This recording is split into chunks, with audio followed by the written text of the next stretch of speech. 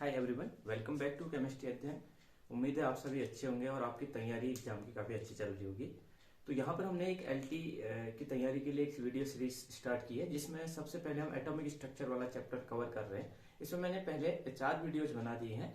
Last lecture में हमने quantum numbers के बारे में पढ़ा था।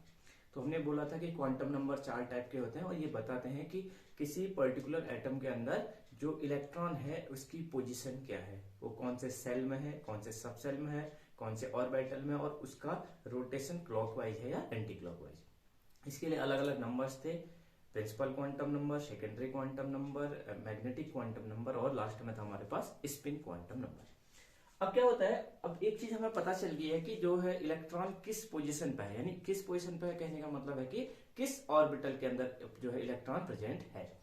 अब हम लेकिन यहां पर से क्या करते हैं, इलेक्ट्रॉनों को भरना ऑर्बिटल के अंदर स्टार्ट करते हैं। तो आज वही टॉपिक है, rules for filling the electrons in orbital. मतलब जैसे हमने कहा कि ये कोई ऑर्बिटल है, माना एक ऑर्बिटल है, फॉर एग्जांपल 1s सबसेल के अंदर का एक ऑर्बिटल है, इसके अंदर हम इलेक्ट्रॉनों को भर रहे हैं। तो हम इसको कैसे भरेंगे, एक रूल्स के तहत इसके अंदर इलेक्ट्रॉनों को भरा जाता है कि भाई एक ऑर्बिटल के अंदर कितने इलेक्ट्रॉन जाएंगे, उनका रोटेशन कैसा होगा, ये सब बताने के लिए कुछ रूल्स यहाँ पर से होते हैं। इसमें हमारे पास मेनली 4 रूल्स यहाँ पर है। सबसे पहले हमारे पास है n+l रूल। यहाँ पर जो n है वो मुख्य क्वांटम संख्या है और l क्या है, द्वितीय क्वांटम संख्या या सेकेंडरी क्वांटम नंबर। उसके बाद अगला प्रिंसिपल होता है अबाउ प्रिंसिपल, तीसरा होता है पाउलीज एक्सक्लूजन प्रिंसिपल और चौथा होता है हुन्स मल्टीप्लिसिटी रूल। इन रूल्स में बहुत मतलब आपको डिटेल में नहीं जाना है, आपको क्वेश्चन जो आते हैं वो सिंपल सिंपल से आते हैं। तो इसको छोटा छोटा करके 2-2 लाइन में लगभग हम इसको कवर करेंगे और इससे रिलेटेड क्वेश्चंस भी आप आसानी से कर पाएंगे। तो सबसे पहले हम एट फर्स्ट हम देखेंगे अपना कौन सा, n+l रूल।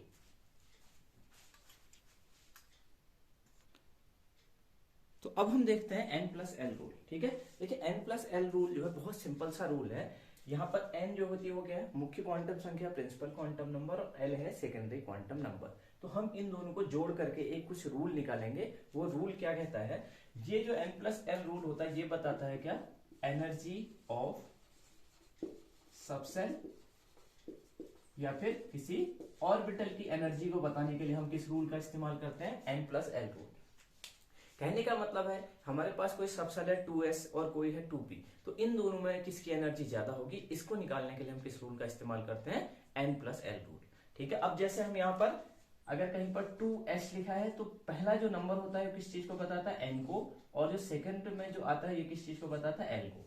यानी पहला जो 2 है वो मुख्य क्वांटम संख्या को निरूपित करता है और जो s है वो किस चीज को निरूपित करता है, सेकेंडरी क्वांटम नंबर। तो यहाँ पर जैसे इसमें n की वैल्यू आ जाएगी 2 और s सबसेल के लिए l की वैल्यू जो होती है क्या होती है, 0, जो कि हमने पिछले लेक्चर में भी ये देखा था। अब देखिए ये रूल क्या कहता है कि सबसेल या orbital with lower value of n+l, मतलब ऐसा सबसेल या ऑर्बिटल जिसकी कम होती है n+l की वैल्यू, उसकी एनर्जी क्या होती है, कम, और जिस ऑर्बिटल या सबसेल की n+l की वैल्यू ज्यादा होती है उसकी एनर्जी हायर होती है। बहुत सिंपल सा रूल है कि जिसकी n+l वैल्यू कम उसकी एनर्जी कम, जिसकी n+l वैल्यू ज्यादा उसकी एनर्जी ज्यादा।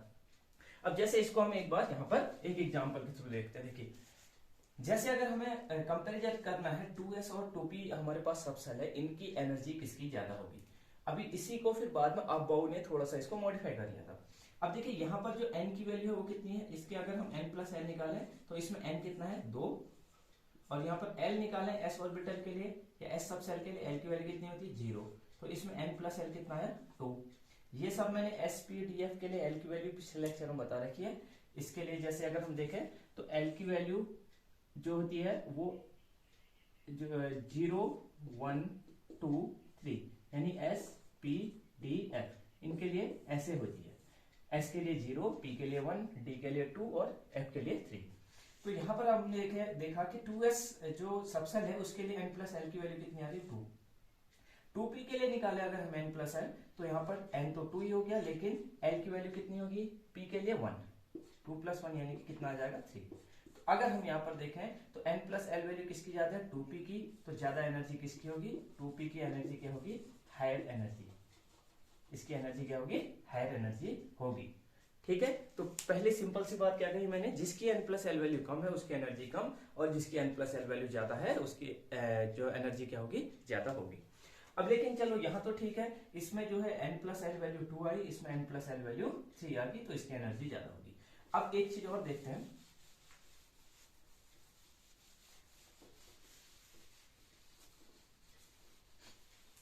अब कहीं कहीं पर क्या होता है कि n प्लस एल वैल्यू जो है दो ऑर्बिटल्स की या दो सबसेल की सेम आ जाती है। ठीक है, जैसे अगर हम देखें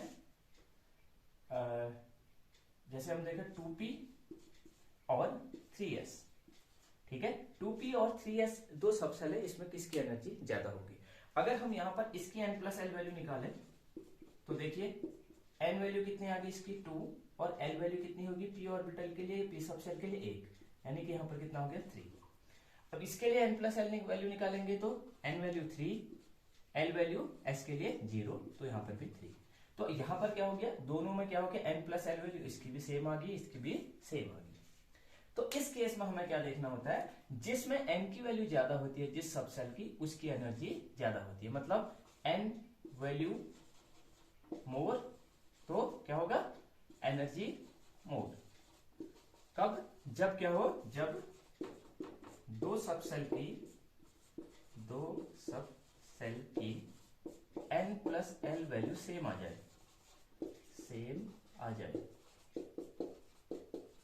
ठीक है। तो जब n प्लस एल वैल्यू दो सबसेल के लिए सेम आ जाती है, जैसे 2p और 3s में यहाँ भी 3 आ गई, यहाँ भी 3 आई, तो जिसकी n वैल्यू ज्यादा होगी उसकी एनर्जी ज्यादा होगी, और जिसकी n वैल्यू यहाँ पर कम होगी उसकी एनर्जी कम हो जाएगी, क्योंकि यहाँ पर n प्लस एल वैल्यू दोनों की सेम है।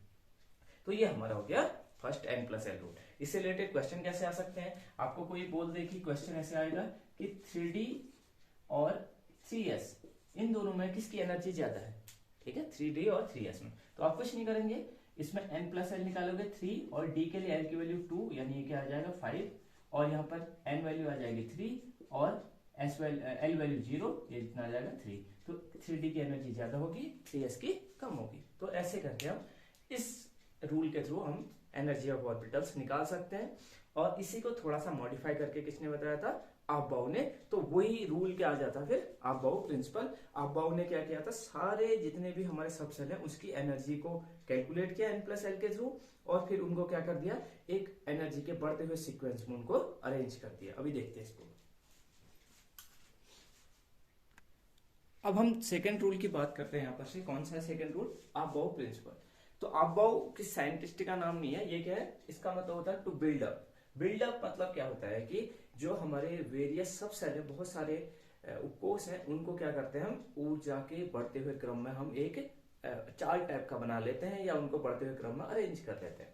तो ये रूल क्या कहता है कि इलेक्ट्रॉनों को ऑर्बिटल्स में भरते समय उन्हें ऑर्बिटल्स की ऊर्जा के बढ़ते क्रम में भरा जाता है। तो अभी हमने जैसे n प्लस एल रूल देखा था, उसमें हमें पता चल गया था कि किस सबसेल या किस ऑर्बिटल की एनर्जी कम है और किस सबसेल या किस ऑर्बिटल की एनर्जी ज्यादा है। तो जिस सबसेल या ऑर्बिटल्स की एनर्जी कम होती है उसको हम पहले भरते हैं, और जिस ऑर्बिटल या सबसेल की एनर्जी ज्यादा होती है उसको हम बाद में भरते हैं। समझ में आ रही बात। तो ये हमें ध्यान देना है। जैसे अगर माना मैं कहूं कि एक हमारे पास 1s सबसेल है और दूसरा हमारे पास क्या है 2s सबसेल। अगर हम यहाँ पर से n प्लस एल रूल के अकॉर्डिंग इनकी एनर्जी निकालें तो इसका n 1 प्लस 0 हो जाएगा, यानी कि कितना आएगा, ये 1 आएगा, और इसका क्या हो जाएगा 2 प्लस 0, यानी कि यहाँ पर 2 आ जाएगा। तो इसमें एनर्जी सबसे कम किसकी है इन दोनों में, 2s की है या 1s की है, 1s की एनर्जी कम है। तो 1s की एनर्जी कम है तो सबसे पहले आप इलेक्ट्रॉन किसमें भरोगे, 1s में। उसके बाद आप अगर इलेक्ट्रॉन होंगे तो तब जाकर के आप 2s में इलेक्ट्रॉन भरना शुरू करेंगे। तो कुछ नहीं, सिंपल सी बात कही अफबाउ ने कि जिसकी energy n plus L rule के अकॉर्डिंग जिस सबसेल की एनर्जी कम होगी उसको पहले भरा जाएगा, और जिस सबसेल की energy n plus L rule के अकॉर्डिंग ज्यादा होगी उसको बाद में भरा जाएगा। इसने एक चार्ट भी बनाया था, वो चार्ट आप देख सकते हैं, लेकिन मैं एक आपको एनर्जी का सीक्वेंस बता देता हूँ कि किस सबसेल की एनर्जी कम होगी और किस सबसेल की एनर्जी ज्यादा होगी। ठीक है, उसी को चार्ट के फॉर्म में भी बनाया जाता है। जैसे आपको एक सीक्वेंस याद रखना है, सबसे कम एनर्जी 1s की, उससे ज्यादा 2s की, उससे ज्यादा 2p की, फिर 3s, फिर 3p, फिर 4s, फिर 3d। ऐसे करके आप आगे को बढ़ सकते हैं।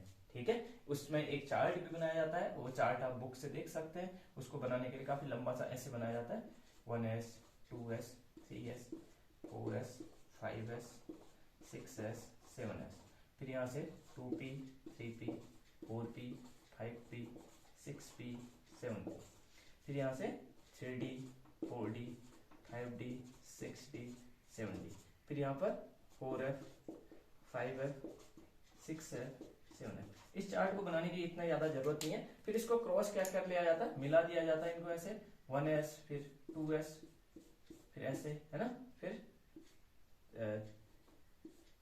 2p 3p, हाँ फिर ऐसे, है ना, फिर ये ऐसे ऐसे तिरछा तिरछा क्या कर दिया जाता है, इनको मिला दिया जाता है, ऐसे करके इनको मिला दिया जाता है। इसका मतलब क्या, सबसे पहले इलेक्ट्रॉन 1s में भरेंगे, उसके बाद किस में जाएंगे, 2s में, फिर 2p में, फिर 3s में, है ना, फिर ऐसे करके आगे को इलेक्ट्रॉन फिर किस में जाएंगे, 3p में, फिर 4s में, फिर 3d में, है ना।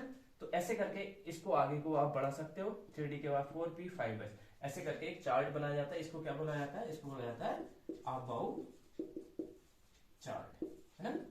तो यहाँ पर क्या करना है, कुछ नहीं, जो अबाउ थे उन्होंने क्या किया, सारे सबसेल के एनर्जी को कैलकुलेट किया, 1s की सबसे कम, 2s की उससे ज्यादा, फिर 2p की उससे ज्यादा, 3s की उससे ज्यादा, 3p की उससे ज्यादा, इनको एक चार्ट के फॉर्म में उन्होंने अरेंज कर दिया। इस चार्ट से हम सरलता से कर सकते हैं, लेकिन आपको इतना चार्ट ना याद करके इतनी सीरीज आप जरूर याद कीजिए, 1s 2s 2p 3s 3p 4s 3d।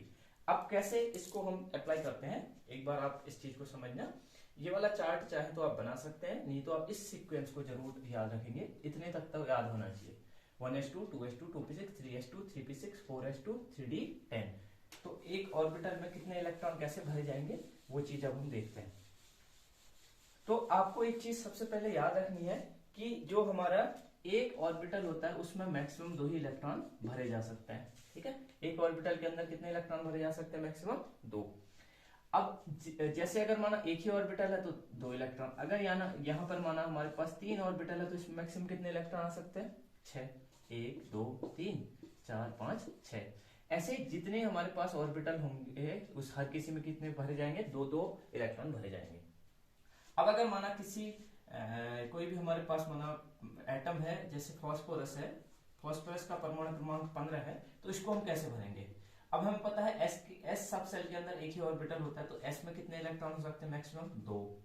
फिर एस के फिर भी 2s है, तो 2s के अंदर भी कितने इलेक्ट्रॉन जा सकते हैं, मैक्सिमम 2। लेकिन p के अंदर कितने ऑर्बिटल होते हैं, 3 1 2 3, तो इसके अंदर मैक्सिमम 6 इलेक्ट्रॉन जा सकते हैं। फिर उसके बाद 3s में फिर से कितने जा सकते हैं, 2। फिर 3p में कितने जा सकते हैं, 6। फिर 4s में कितने जा सकते हैं, 2। अगर माना यहाँ पर d आता है तो d में कितने ऑर्बिटल होते हैं, 5, तो इसमें कितने इलेक्ट्रॉन भर सकते हैं, 10। तो ऐसे करके आप, अभी हम फास्फोरस तक ही थे, तो फास्फोरस तक के कितने इलेक्ट्रॉन आएंगे, केवल यहाँ तक का 3p5, कितने 2 2 4 6 4 10 2 12 3 ही आएंगे यहाँ पर, 13 14 15 3p3। ऐसे अगर आपको और बड़ा एटॉमिक नंबर वाला मिलेगा तो आप ऐसे करके इसमें से भर सकते हैं, ये आपको याद रखना है, ठीक है। तो ये होता है अबाउ प्रिंसिपल। क्या कहता है अबाउ प्रिंसिपल, कि ऐसा सबसेल जिसकी एनर्जी कम है उसका पहले भरोगे, और जिसकी एनर्जी ज्यादा है वो उसको क्या करोगे, बाद में भरोगे। ये हमने ऊर्जा के बढ़ते सीक्वेंस में सबसेल को अरेंज कर रखा है, ठीक है। तो ये हमारा अबाउ प्रिंसिपल हो गया। अब हमारे पास अगला जो रूल है या प्रिंसिपल है वो कौन सा है, Pauli's exclusion principle. Pauli's exclusion principle क्या कहता है, इसको हम बोलते हैं पाउली का अपवर्जन सिद्धांत। अपवर्जन सिद्धांत, पाउली का अपवर्जन सिद्धांत। तो ये क्या बोलता है, ये कहता है कि अगर हमारे कोई भी एटम है, एटम के अंदर 2 इलेक्ट्रॉनों के लिए चारों क्वांटम नंबर जो है सेम नहीं हो सकते हैं।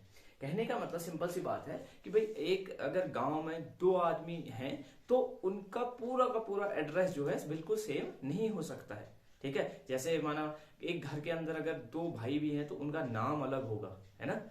अगर मतलब कुछ ना कुछ उनमें क्या होगा, चारों में से क्वांटम नंबर में से कुछ ना कुछ अलग होगा। तो कहने का मतलब है अगर माना ये कोई एटम है हमारे पास, इसके माना यहाँ पर इस सेल के अंदर माना 2 इलेक्ट्रॉन है, ठीक है। इस सेल के अंदर 2 इलेक्ट्रॉन है, तो इस इलेक्ट्रॉन के लिए क्वांटम नंबर अलग होंगे, इस इलेक्ट्रॉन के लिए क्वांटम नंबर क्या होंगे, अलग होंगे। चारों के चारों क्वांटम नंबर कभी भी सेम नहीं हो सकते हैं, ठीक है। अगर फर्स्ट के 3 क्वांटम नंबर सेम हो भी गए तो लेकिन स्पिन क्वांटम नंबर हमेशा क्या होगा, अलग होगा, ठीक है। तो यही बात हम यहाँ पर लिख दी है मैंने। क्या बोल रहे हैं, देखो, no two electron in an atom can have the same set of 4 quantum number. मतलब जैसे एक इलेक्ट्रॉन ये है, एक इलेक्ट्रॉन ये है, इसके लिए माना क्वांटम नंबर 2 0 या फिर ऐसा कर लो 2 1 0 और 1/2 आ रहा है फॉर एग्जाम्पल प्लस का, इसके लिए भी 2 1 0 प्लस का 1/2 ऐसा नहीं होगा, ठीक है।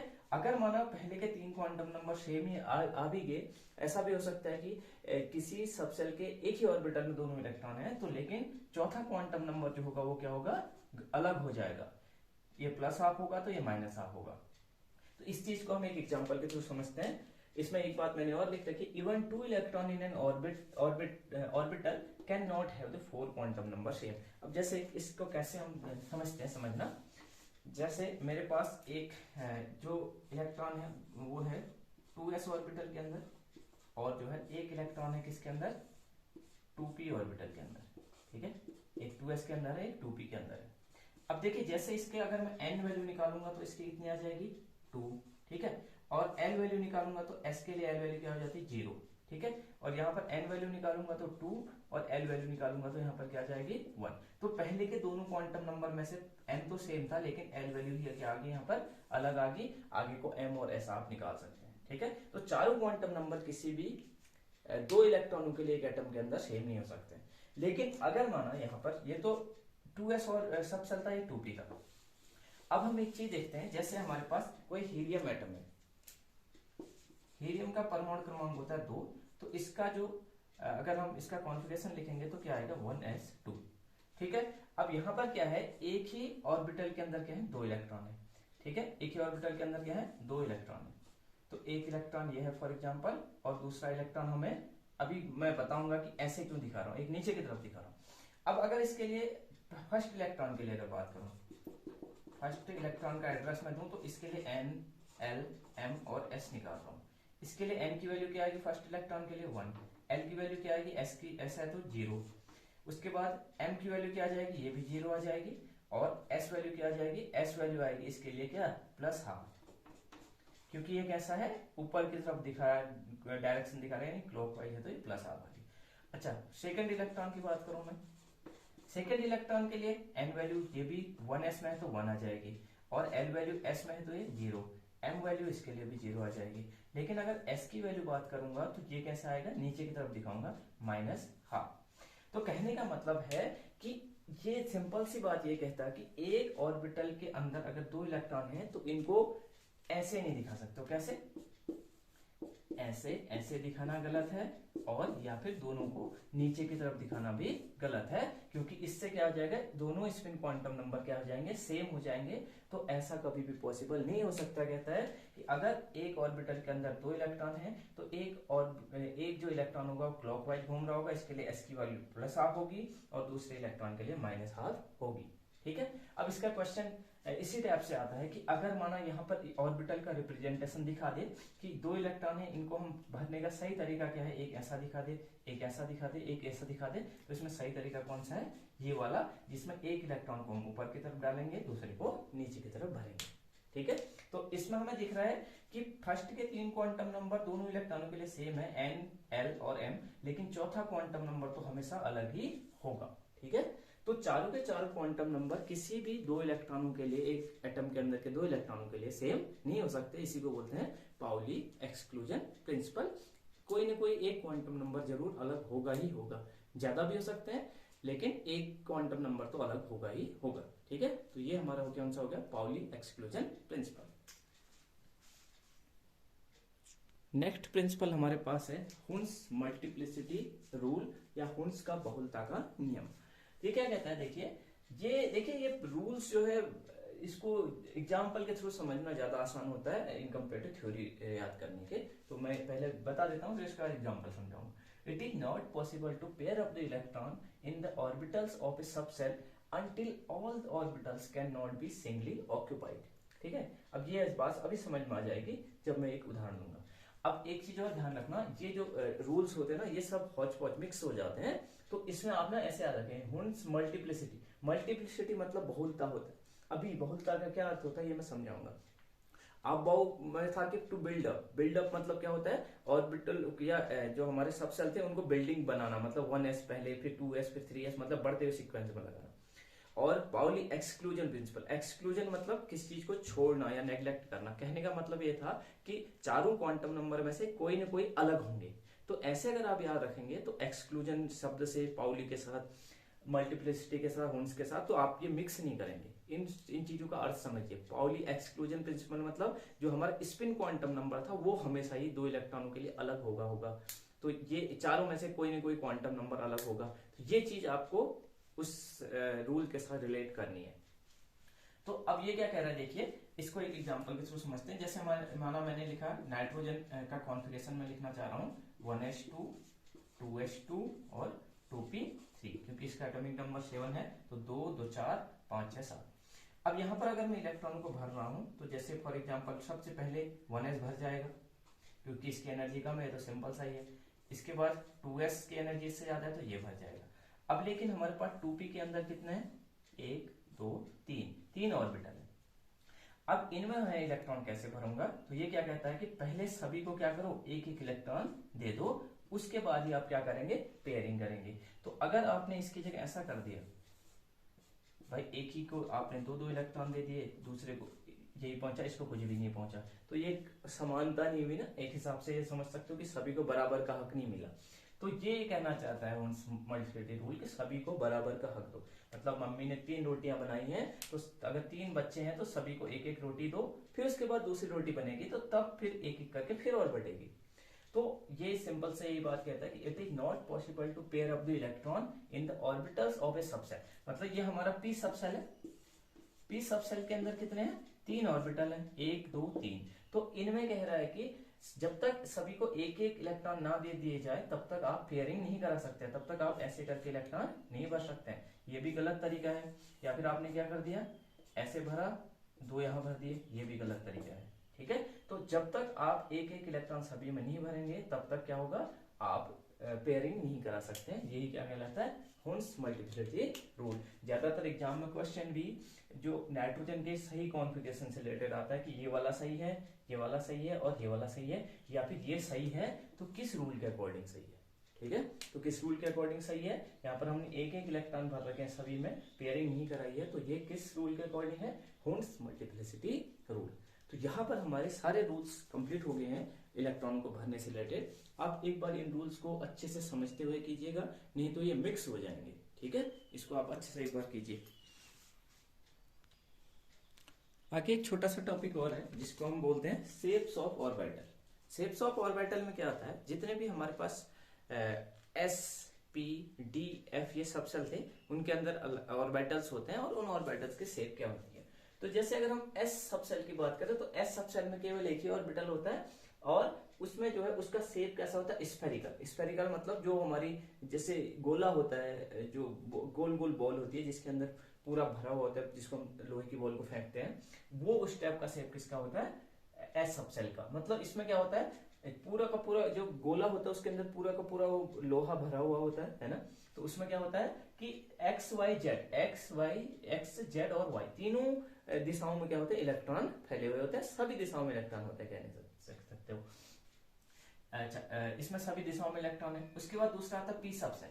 पी सबसेल के अंदर 3 ऑर्बिटल आते हैं, पी एक्स, पी वाई और पी जेड। इसमें हम कितने दिखाते हैं, ऐसे 3 डब्बे बना देना, 1 2 3, इसको पी एक्स बोल लो, इसको पी वाई, इसको पी जेड। और जबकि एस के अंदर हम एक ही डब्बा बनाते हैं तो ये स्फेरिकल है। लेकिन इसमें क्या है, अगर एक्स एक्सिस के अलाउंग, अच्छा इसका पहले हम देखते हैं जो शेप है वो कैसा है। इसका शेप होता है डम्बल। डम्बल कैसा होता है, मतलब यहाँ पर बीच में इलेक्ट्रॉन कम है, यहाँ पर को भी इलेक्ट्रॉन इस साइड की और इस साइड को भी इलेक्ट्रॉन है। तो इसमें क्या है, अगर एक्स एक्सिस में इलेक्ट्रॉन होते हैं तो उसको पी एक्स बोलते हैं, वाई एक्सिस में इलेक्ट्रॉन होते हैं तो पी वाई बोलते हैं, और जेड एक्सिस में इलेक्ट्रॉन होते हैं तो पी जेड होता है। और तीनों ही का शेप कैसा होता है, डम्बल। डम्बल मतलब यहाँ को भी इलेक्ट्रॉन डेंसिटी, यहाँ को भी इलेक्ट्रॉन डेंसिटी, बीच में कम इलेक्ट्रॉन डेंसिटी या ना के बराबर इलेक्ट्रॉन डेंसिटी। तीसरा हमारे पास जो सबसे ज्यादा जो क्वेश्चन यहाँ पर पूछा जाता है जिस ऑर्बिटल से, वो कौन सा होता है, वो होता है हमारा डी सबसेट। ठीक है, डी सबसेट।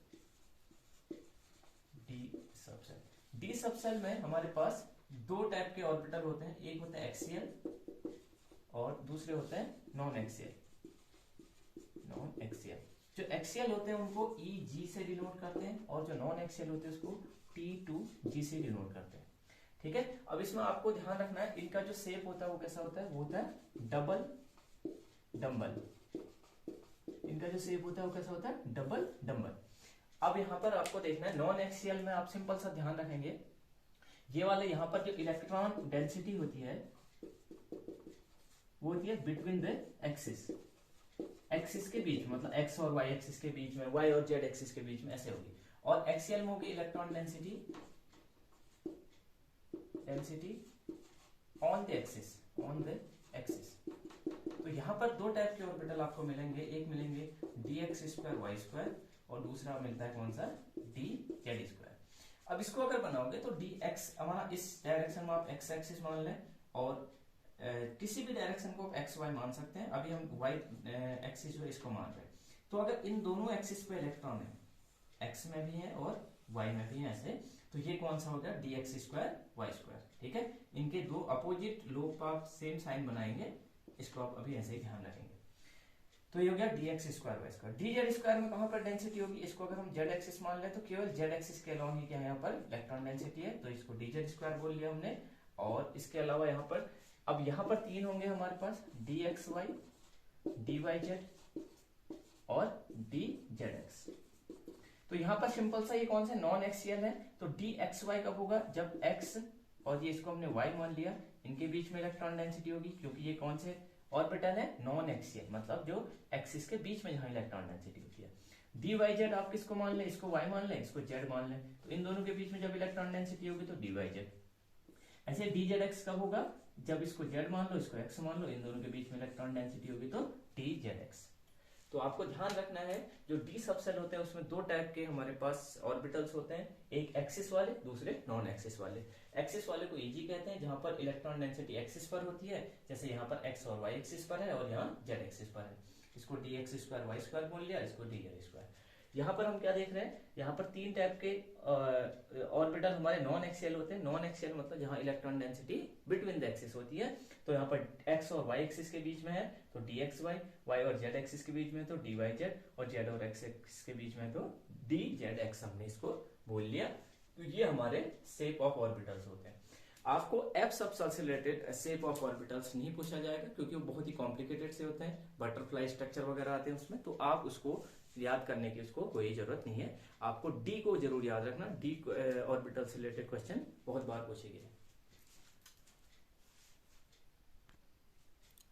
अब हम देखते हैं एक टॉपिक कई बार पूछा जाता है, नोड, है ना। आप क्या बता रहा हूं मैं, नोड। तो नोड क्या होता है, सिंपल सी चीज है, ऑर्बिटल के अंदर ऐसी जगह जहां इलेक्ट्रॉन पाए जाने की संभावना न्यूनतम होती है या जहां इलेक्ट्रॉन नहीं पाया जा सकता, उस जगह को क्या कहते हैं, नोड कहते हैं। अब देखिए नोड निकालने का जो टोटल निकालने का फॉर्मूला होता है, कुल जो नोड निकाले जाते हैं वो निकाले जाते हैं n-1 से। ठीक है, इसके लिए क्या सूत्र है, n-1। n क्या है, प्रिंसिपल क्वांटम नंबर। अब नोड जो है दो टाइप के होते हैं, एक होते हैं रेडियल नोड जो गोलाकार पथ पर होते हैं ऐसे, ठीक है, रेडियल नोड, और दूसरे होते हैं एंगुलर नोड जो ऐसे ऑर्बिटल के ऊपर और नीचे होते हैं, पूरे गोल में नहीं होते हैं। अब रेडियल नोड निकालने के लिए हमारे पास फॉर्मूला होता है n-l-1। ठीक है, n मुख्य क्वांटम संख्या, l सेकेंडरी क्वांटम संख्या, और ये 1 हो गया। और एंगुलर नोड निकालने का सिंपल सा फॉर्मूला है, अगर l की वैल्यू हम निकाल लें तो हम एंगुलर नोड निकाल लेंगे।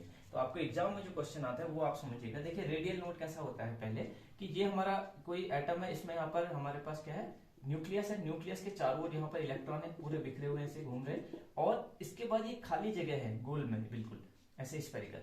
तो यहाँ पर क्या है हमारे पास, ये जो है ये जगह जो खाली है ना, इलेक्ट्रॉन यहाँ बिल्कुल पाए नहीं जा रहे, उस जगह को नोड कह देते हैं। और ये क्योंकि ऐसे में है इस वजह से इसको रेडियल नोड बोल दिया। यहाँ पर एंगुलर नोड देखिएगा आप, यहाँ पर से जिस सेंटर से यहाँ की ओर देखिए, यहाँ भी इलेक्ट्रॉन है, यहाँ भी इलेक्ट्रॉन है, लेकिन ये जो बीच की जगह ये क्या है, यहाँ पर इलेक्ट्रॉन नहीं है और यहाँ पर भी इलेक्ट्रॉन बिल्कुल नहीं है, तो इस जगह को हम एंगुलर नोड बोल देंगे। अब हमारे एग्जाम में जो क्वेश्चन आता है वो आता है, जैसे एग्जाम में आएगा कि 3s जो सब सेल है इसमें नोड निकालिए। तो 3s में टोटल नोड निकालने का फॉर्मूला क्या है, n-1। तो n यहाँ पर 3 है, -1 यानी इसके अंदर कितने नोड है, 2 नोड है। अब इसमें अगर हम एंगुलर नोड निकाल लें तो l की वैल्यू निकाल लेंगे। l की वैल्यू s के लिए होती है 0, तो यहाँ पर 0 एंगुलर नोड है। तो आप सिंपल से ऐसा भी कह सकते हैं कि अगर एंगुलर नोड 0 है तो 2 के 2 रेडियल नोड ही होंगे। अब रेडियल नोड निकालने के लिए अगर हम फॉर्मूले से निकालें तो n-l-1 यानी कि n कितना है यहाँ पर, n वैल्यू यहाँ पर है 3 और l वैल्यू s के लिए कितने हैं, 0। तो 3 - 0 - 1 यानी कि 2 के 2 हमारे कैसे हैं, रेडियल नोड है। तो यहाँ पर अगर हम दिखाएं 2s ऑर्बिटल को तो एक नोड यहाँ पर दिखा दिया, एक इसके बाद और हम यहाँ पर से नोड दिखा सकते हैं। तो ये हमारे रेडियल नोड कहलाते हैं। आपको जैसे अगर मैं एक और क्वेश्चन दूं कि 2p ऑर्बिटल के अंदर या 2p सब सेल के अंदर कितने नोड होंगे, तो आप कैसे निकालेंगे। सबसे पहले टोटल नोड निकालने का फॉर्मूला क्या है, n-1। तो n वैल्यू कितनी होगी, 2 - 1 यानी कि ऐसा है एक नोड है। अब ये जो नोड है वो कैसा है, रेडियल है या एंगुलर है। तो अगर l वैल्यू यहाँ पर से हम निकालेंगे तो p के लिए कितनी आती है, 1। तो यहाँ पर एंगुलर नोड कितना है, 1 है, और ये एक ही नोड है तो इस वजह से एंगुलर ही है। तो अगर आप रेडियल नोड निकालना चाहें तो इसमें से n-l-1 करके निकाल सकते हैं। रेडियल के लिए क्या है, n वैल्यू कितनी है, 2, l वैल्यू कितनी है, 1 और -1। 2 - 2 कितना हो जाएगा, 0। तो यहाँ पर कोई भी रेडियल नोड नहीं है, रेडियल नोड 0। तो ऐसे करके आपको एग्जाम में क्वेश्चन आ सकता है कि दिया गए सबसेल में या ऑर्बिटल में कितने रेडियल नोड हैं, कितने एंगुलर नोड हैं, इस टाइप से क्वेश्चन हो जाता है। तो यहाँ पर लगभग मैंने बहुत सारे टॉपिक आपके मेन कवर करवा दिए हैं। अब इससे आगे हम एक क्वेश्चन का से रिलेटेड वीडियो बनाएंगे, क्योंकि देखिए अब सिलेबस तो इतना सारा है कि उसको मतलब एटॉमिक स्ट्रक्चर बहुत बड़ा टॉपिक होता है, लेकिन मेन मैंने यहाँ पर से टॉपिक कवर करवा दिए। ज्यादातर जो अल्टीमेट जिस टॉपिक से मेन एग्जाम में क्वेश्चन आते हैं वो मैंने करवा दिए हैं। आप इनको एक बार अच्छे से देखिए और क्वेश्चन लगाने की आप एक बार प्रैक्टिस कीजिए। एक हम इससे रिलेटेड क्वेश्चन का वीडियो बनाएंगे जो क्वेश्चन सीरीज होगी, और फिर ये लगभग ये चैप्टर कंप्लीट हो जाएगा। उसमें हम जो टॉपिक कुछ एक्स्ट्रा है जो छूट इसमें कवर नहीं करवा पा रहे हैं तो उनको हम क्वेश्चन के थ्रू करवा लेंगे। तो आई होप आपको ये जो है चीजें समझ में आई होंगी। तो अब हम मिलेंगे नेक्स्ट वीडियो।